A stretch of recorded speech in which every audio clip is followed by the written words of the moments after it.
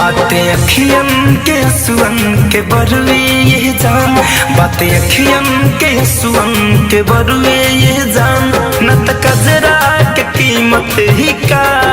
बा, साथ देवे के वादा कर तू वे जान, साथ देवे के वादा कर तू वे जान, ए जमाना के हिम्मत ही ना बा, बातें अखियन के सुअन के बरुए ये जान, न त कजरा के कीमत ही का बा।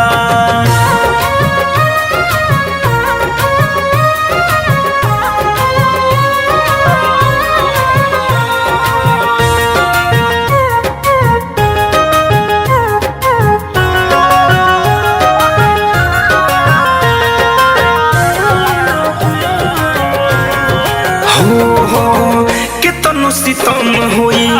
इसके न कम होई, वादा बा प्यार तुझसे जन्म जन्म होई।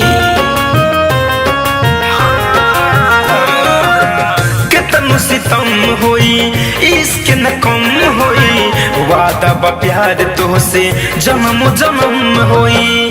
सच कही त तू सीरियस ना बारू, सच कही त तू सीरियस ना बारू, हमरा बतिया के इज्जत ही ना बा, बातें अखियन के सुअन के बरुए जान, बातें अखियन के सुअन के बरुए जान, न त कजरा के कीमत ही का बा। Music by Alok Rai.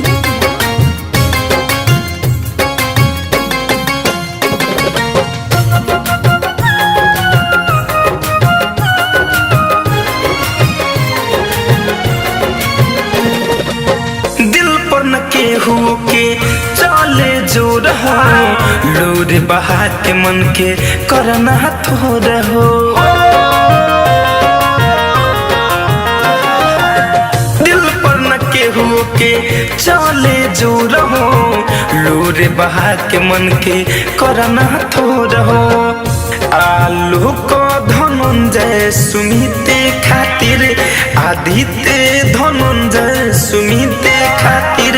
तनिको भी तो सिद्धत ही ना बा, बातें अखियन के सुअन के बरुए जान, न त कजरा के कीमत ही का बा, बातें अखियन के सुअन